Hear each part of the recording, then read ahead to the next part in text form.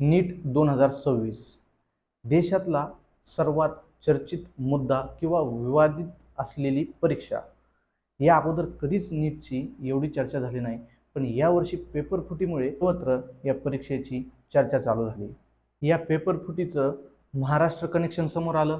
महाराष्ट्रामध्ये नाशिक, अहिल्यानगर, पुणे आणि नंतर लातूर हे कनेक्शन देखील समोर आलं. आणि यामध्ये जे लोक पेपर सेट करत होते, ज्यांच्याकडे पेपरची गोपनीयता बाळगण्याची दायित्व दिलं होतं NTA ने, त्यांनीच ही पेपरची गोपनीयता भंग. अगोदर लातूरमधील PV कुलकर्णी, नंतर पुण्याच्या मनीषा मांद्रे आणि आता जे नाव येतंय ते अत्यंत धक्कादायक असं नाव या पेपरफुटीच्या प्रकरणामध्ये समोर येत आहे. ते म्हणजे RCC लातूरचे संचालक माननीय प्राध्यापक शिवराज रघुनाथ मोटेगावकर. 2 दिवसापूर्वी लातूरमधील एका खाजगी क्लास चालकाच्या घरी CBIचं पथक दाखल झालं आणि कसून त्याची चौकशी करण्यात आली, अशा बऱ्याचशा प्रसारमाध्यमांवर बातम्या आल्या.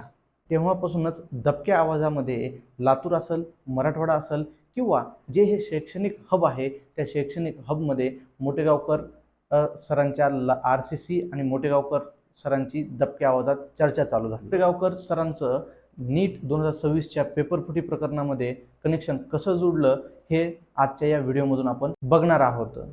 चला तर मग आजच्या या व्हिडिओमध्ये संपूर्ण माहिती घेऊ की मोटेगावकर सरांचा पेपरफुटी प्रकरणामध्ये संशय CBIला कसा आला आणि CBIने मोटेगावकर सरांना ताब्यात का घेतलं.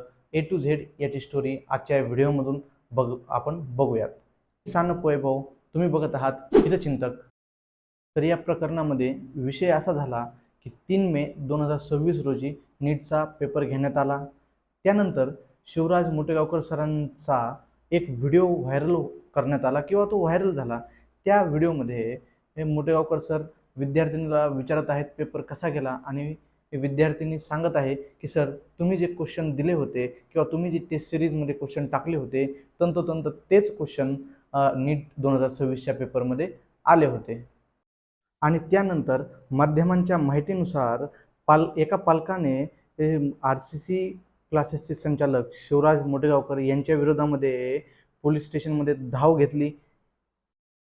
आणि इथेच मग RCC लातूर असेल किंवा शिवराज मोटेगावकर असतील, हे पोलिसांच्या किंवा CBIच्या रडारवर आल्याचं समजतं. अशा एक नाही, दोन नाही, तब्बल 48 पालकांनी 48 वेगवेगळ्या केसेस शिवराज रघुनाथ मोटेगावकर सर यांच्यावर पोलीस स्टेशनमध्ये केल्या. आणि यापुढे जो बी तपास झाला त्यामध्ये जी माहिती समोर आली ती सुद्धा अतिशय धक्कादायक किंवा महाराष्ट्राला हादरवणारी माहिती ही समोर आली. CBIच्या माहितीनुसार PV कुलकर्णी, शिवराज मोटेगावकर सर यांचे फार जिव्हाळ्याचे संबंध होते. त्या संदर्भामध्ये काही कॉल रेकॉर्डिंगसुद्धा हस्तगत केल्याचे दिसून आले आहे आणि किंवा ते प्रसारमाध्यमांवरही काही वेळेमध्ये टाकण्याचे काही प्रसारमाध्यमांनी सांगितले आहे. त्यामध्ये शिवराज मोटेगावकर सर PV कुलकर्णी सरांसोबत असलेले संबंध व्यक्त करत असल्याची पूर्व माहिती देण्यात आली आहे. CBIने चौकशीसाठी 3 विद्यार्थ्यांना देखील चौकशीसाठी बोलवले आहे किंवा ते चौकशीसाठी CBIच्या ऑफिसमध्ये हजर देखील झाले आहेत. यापुढे शिवराज मोटेगावकर सरांनी नांदेडमधील एका विद्यार्थिनीसोबत या पेपरफुटी प्रकरणामध्ये आर्थिक व्यवहार केल्याचा देखील संशय CBIला आहे, असं या चौकशी ज्या पद्धतीने चालली आहे त्या पद्धतीमध्ये दिसून येतं. दुसरा मुद्दा, शिवराज मोटेगावकर सर आणि PV कुलकर्णी सर यांचे संबंध जिव्हाळ्याचे होते, हे जवळजवळ आता उघड झालेलं आहे. आणि कुलकर्णी सरांकडूनच तो पेपर मोटेगावकर सरांकडे आलेला असावा. त्यानंतर त्या पेपरचे सोल्युशन मोटेगावकर सरांनी त्यांच्या विद्यार्थ्यांना हस्ताक्षरामध्ये लिहून दिलेले हे देखील पुरावे CBIच्या हाती किंवा सोशल माध्यमांवर प्रसारित झाले आहेत.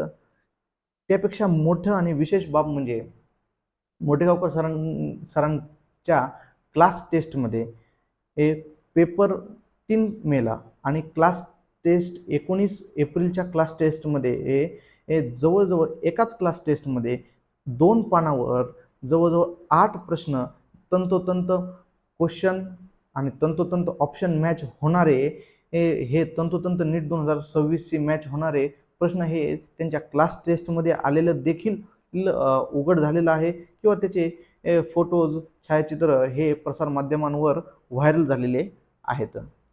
CBIने त्यांचा मोबाईल जप्त केला असता मोठेगावकर सरांच्या टेलिग्राममध्ये नीट 2026च्या पेपरमधील आलेले प्रश्नांचे प्रश्नसंच देखील सापडल्याची ही पूर्व माहिती सूत्रांतर्फे मिळत आहे. आता या प्रकरणामध्ये मोठेगावकर सरांचे पाय खोलवर जाणार हे तर जवळजवळ आता हे सिद्ध आहे किंवा या प्रकरणामध्ये मोठेगावकर सरांचे पाय खोलात जाणार हे जवळजवळ आता उघड आहे किंवा त्यांना अटकही होऊ शकते. जर स्ट्रॉंग पुरावे तसे भेटले, याला आधार देऊन असे स्ट्रॉंग पुरावे भेटले तर त्यांना 100% अटक होण्याची ही शक्यता वर्तवता येत आहे. दुसरा मुद्दा, ज्यांच्यावर पेपर सांभाळण्याची जबाबदारी होती, पेपर्स गोपनीयता बाळगण्याची जबाबदारी होती, त्यांनीच ही गोपनीयता भंग केल्याचं दिसून आलं आहे. आणि मोठेगावकर सरांचा CBIने मोबाईल जप्त केला असता त्यांच्या मोबाईलच्या टेलिग्राममध्ये मी अगोदर सांगितल्याप्रमाणे नीट 2026चे प्रश्न आढळल्याचं देखील CBIला दिसून आलं आहे. मग या प्रकरणामध्ये एक गोष्ट तर सरळ आहे, कोणत्याही लेवलवर जर समजा मोठेगावकर सरांचा या नीट पेपरफुटी प्रकरणामध्ये हस्तक्षेप असेल तर त्यांना अटक होणं हे अटळ आहे. CBIने तर मोठेगावकर सरांना या नीट पेपरफुटी प्रकरणाचे ॲक्टिव्ह मेंबर म्हणून कोर्टामध्ये सादर केलं आहे. मात्र जर समजा तसे पुरावे भेटले किंवा ते कोर्टामध्ये सादर करण्यामध्ये CBIला यश आलं आणि ते जर सिद्ध झालं तर मोठेगावकर सरांना अटक झाल्याशिवाय राहणार नाही. मी देखील मोठेगावकर सरांचाच एका काळचा विद्यार्थी होतो. मोठेगावकर सरांना नाव, पैसा, प्रसिद्धी ही मोठ्या प्रमाणामध्ये होती. मात्र तरी देखील त्यांनी या अशा प्रकरणामध्ये जाण्याचा निर्णय घेतला, ही बाब सर्वात आश्चर्याची मला वाटते. स्पर्धा, खुन्नस ही चांगल्या माणसाला कोणत्या स्तरापर्यंत नेऊ शकते याचं उत्तम उदाहरण म्हणजे हा नीट पेपर फुटीचं प्रकरण आपल्याला सांगता येईल. काल रात्रीपासून मोठेगावकर सरांनी आपल्या विद्यार्थ्यांना आपल्या हस्ताक्षरामध्ये पेपरचे सोल्युशन दिले असा प्रसारमाध्यमांमध्ये त्यांच्या हस्ताक्षरात असलेला आहे असा दावा करण्यात आलेल्या पोस्ट देखील व्हायरल होत आहेत. आणि त्यामध्ये सोल्युशन नीट 2025च्या प्रश्नांचे सोल्युशन लिहिलेले आहेत. त्यानंतर RCCच्या 19 एप्रिलच्या पेपरमध्ये बरेचसे प्रश्न हे नीट 2026च्या प्रश्नाशी मेळ खातात आणि जर आपण जुने अजून पेपर पाहिले तर त्यामध्ये अजून किती प्रश्न मेळ खात असतील याचा अंदाज बांधता येणार नाही, असं प्रसारमाध्यमांवर किंवा समाजामध्ये दबक्या आवाजामध्ये आत्ताच्या घडीला चर्चा आहे. पण यामध्ये एक गोष्ट खरी आहे, जर समजा या प्रकरणामध्ये मोठेगावकर सरांचा हस्तक्षेप आढळला तर त्यांनी उभं केलेलं साम्राज्य आणि धुळीस मिळायला वेळ लागणार नाही. तर मंडळी, तुम्हाला काय वाटतं, मोठेगावकर सरांचा यामध्ये हस्तक्षेप असेल का आणि मोठेगावकर सरांनी हा पेपर फोडण्यामध्ये त्यांचा काही रोल असेल का? तुम्ही कमेंटमध्ये नक्की सांगा. आणि असेच माहितीपूर्ण व्हिडिओ बघण्यासाठी आमच्या हितचिंतक या चॅनलला लाईक, शेअर आणि सबस्क्राईब करायला विसरू नका. धन्यवाद.